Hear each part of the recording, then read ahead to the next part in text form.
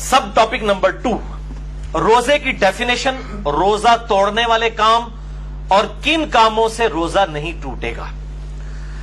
मेरे भाइयों, अस्सौम अरबी जुबान के अंदर कहते हैं रुक जाने को, किसी काम से रुकने को, और शरीयत की इस्तिलाह में तुलुए फज्र यानी खत्म सहरी, फजर का वक्त दाखिल होने से लेकर गुरूब आफ्ताब तक नफसानी ख्वाहिशात और खुसूसन खाने पीने से और बीवियों से इज़दवाजी ताल्लुक कायम करने से रुक जाना, यह कहलाता है अस्सौम, रोजा।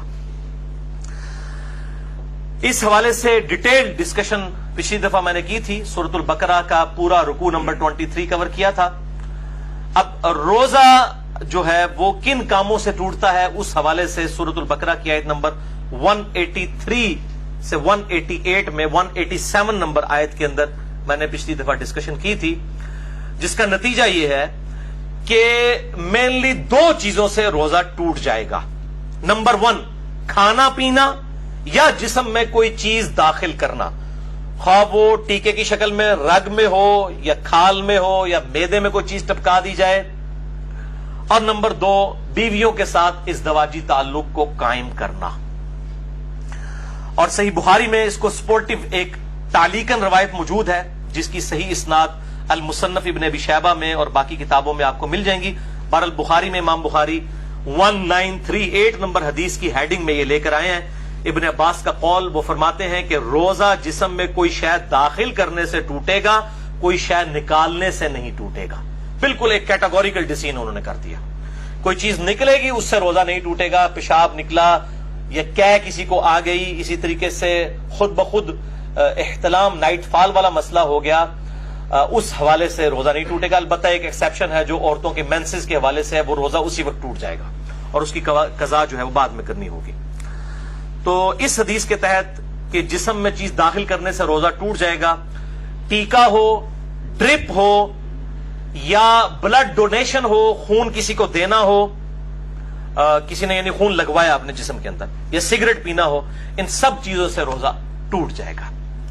अलबत्ता एक थोड़ी सी आसानी एक्सेप्शन के तौर पर अगर दी जा सकती है, तो जो दमे के दायमी मरीज हैं उनके लिए इनहेलर का जो इशू है।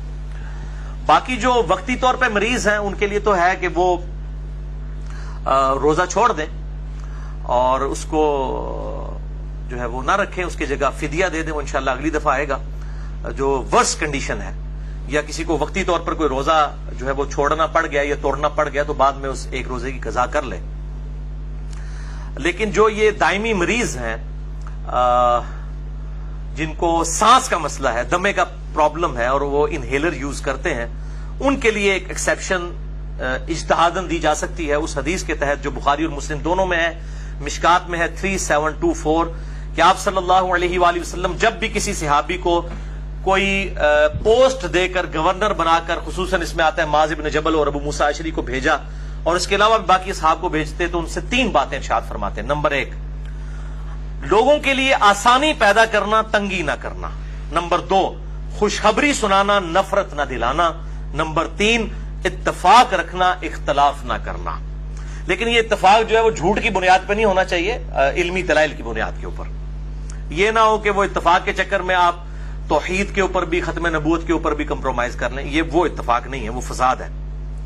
तो इस हदीस के तहत इनहेलर वाला जो इशू है, इसके ऊपर उलमा की 2 राय हैं और मैं भी ये समझता हूं कि जो उलमा कहते हैं कि रोजा नहीं टूटता, वो राय ज्यादा मजबूत है, क्योंकि एक परमानेंटली एक बंदे के साथ इशू लगा है। और अगर वो कहते हैं रोजा टूट जाता है, फिर जिन लोगों का ये मौकिफ है कि इनहेलर से रोजा टूटता है, उनको फिर बिल्कुल मैदान अमल में उतर के ये कहना चाहिए कि जो दमे के मरीज और इनहेलर यूज करने वाले मरीज हैं उन पे रोजा फर्ज ही नहीं है, वो सिर्फ फिदिया दिया करें, तो फिर उनका इज्तिहाद मुकम्मल होगा। मैं उनके साथ हूं। जुरत करें ये कहें फिर कि उन पे रोजा नहीं, जुरत करके कहें ना। जब वो इनहेलर वाला इशू है तो कभी भी रोजा नहीं रख सकता, क्योंकि उसके साथ प्रॉब्लम रहता है कंटिन्यूसली। तो यही कहें कि फिर वो रोजा ना रखे, फिदिया दे, तो बिल्कुल ये इज्तिहाद भी एंडोर्स होगा, इसके ऊपर कोई फतवा नहीं होगा अगर कोई इज्तिहाद के साथ ये मामला करता है। इसी कॉन्टेक्स्ट में जो खून देना है, डोनेट करना है, ब्लड कोई दे किसी को, अपना खून निकाले, तो जाहिर है वो निकल रहा है और वो इब्न अब्बास का कौल है कि निकलने से कोई चीज रोजा नहीं टूटेगा।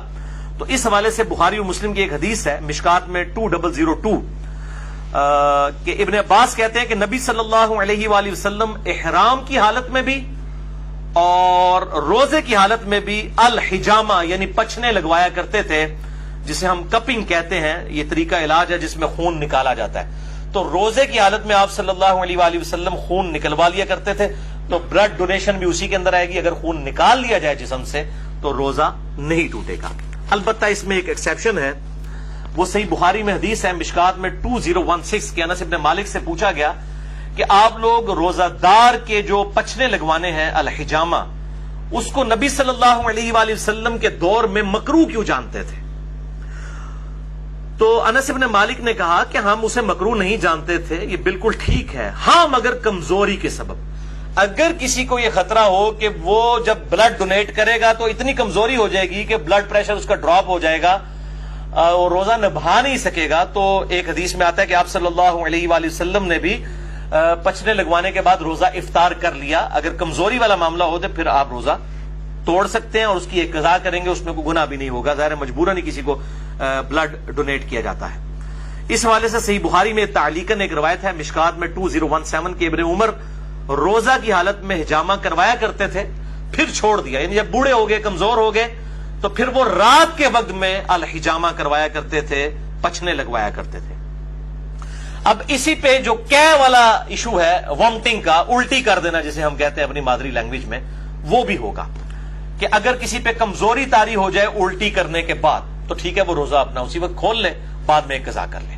اور اگر اس کو خود بخود جو الٹی آئی ہے، کہہ آئی ہے، اس کے بعد وہ روزہ چلا سکتا ہے، چلائے، کوئی روزہ نہیں ٹوٹے گا، کیونکہ جسم سے چیز باہر نکلی ہے. صحیح بخاری 1938 کی ہیڈنگ تعلیقاً کہ نکالنے سے کوئی چیز روزہ نہیں ٹوٹے گا. کہہ کا مسئلہ جو ہے جامع ترمذی، سنن ابی داؤد اور مشکات میں 2008 ہے کہ نبی صلی اللہ علیہ وسلم کو ایک دفعہ کہہ آئی تو آپ نے روزہ افطار کر لیا، یعنی کھول لیا.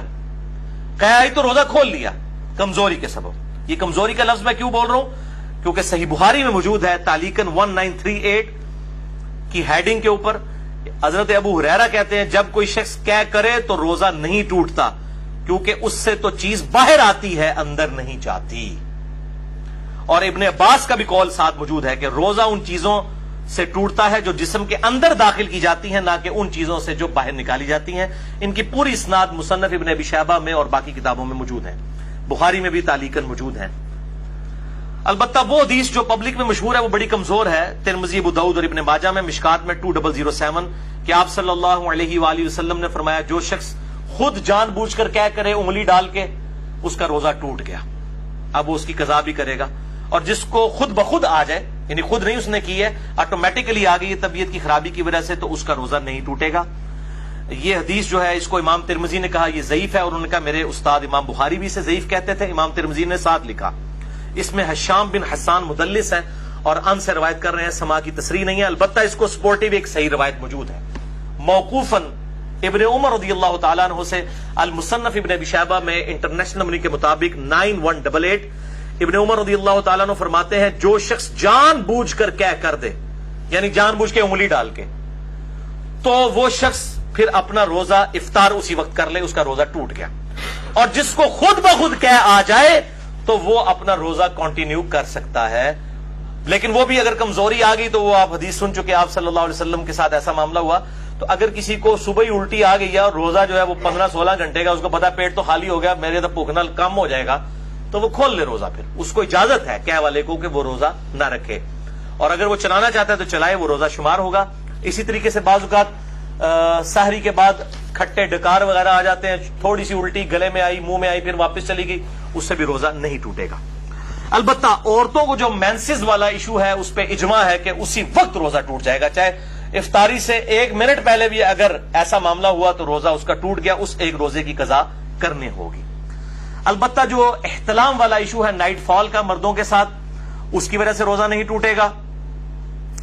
اور اسی طریقے سے اگر کوئی جنبی حالت میں کسی نے صبح کی ہے تو بخاری مسلم میں حدیث میں انشاءاللہ اگلی دفعہ بیان بھی کروں گا کہ وہ بغیر غسل کیے سحری کھا کے روزہ رکھ سکتا ہے اور فجر کا وقت داخل ہونے کے بعد بھی غسل کر سکتا ہے. آپ صلی اللہ علیہ وآلہ وسلم سے یہ چیز ثابت ہے.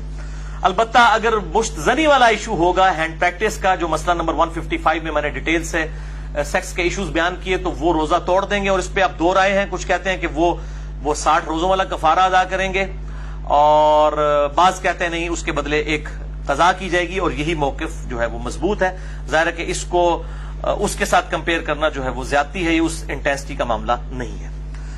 اب دوسری مین چیز جو سورۃ البقرہ کی 187 نمبر آیت میں آئی کہ دوسری جو مین چیز جس سے روزہ ٹوٹ جائے گا وہ بیویوں کے ساتھ ازدواجی تعلق والا معاملہ ہے. اسی کانٹیکسٹ میں بخاری اور مسلم میں حدیث ہے، مشکات میں 2000 نمبر ہے اس کا، کہ اما عائشہ رضی اللہ تعالیٰ عنہ کہتی ہیں کہ آپ صلی اللہ علیہ وآلہ وسلم روزہ کی حالت میں اپنی بیویوں کا بوسہ بھی لیا کرتے تھے اور گلے بھی لگا لیا کرتے تھے، لیکن آپ صلی اللہ علیہ وسلم تم سب سے زیادہ اپنی خواہش پر قابو رکھنے والے تھے. یعنی وہ اس سے زیادہ پھر آگے نہیں جاتے تھے کہ اگر کوئی اس سے بھی آگے چلا گیا اور ازدواجی تعلق قائم کیا پھر تو روزہ ٹوٹ گیا. تو یہ پرسن ٹو پرسن پھر ویری کرے گا. سنن ابی داؤد میں حدیث ہے، مشکات میں 2006، ایک آدمی نے آ کر آپ صلی اللہ علیہ وسلم سے پوچھا کہ کیا میں روزہ کی حالت میں اپنی بیوی کے ساتھ جو ہے وہ گلا لگانے والا معاملہ کر سکتا ہوں؟ تو آپ صلی اللہ علیہ وسلم نے اجازت دے دی. پھر ایک اور شخص آیا، اس نے یہی سوال کیا، آپ نے اجازت نہیں دی. اور حضرت ابو ہریرہ کہتے ہیں پہلا شخص جس کو اجازت دی تھی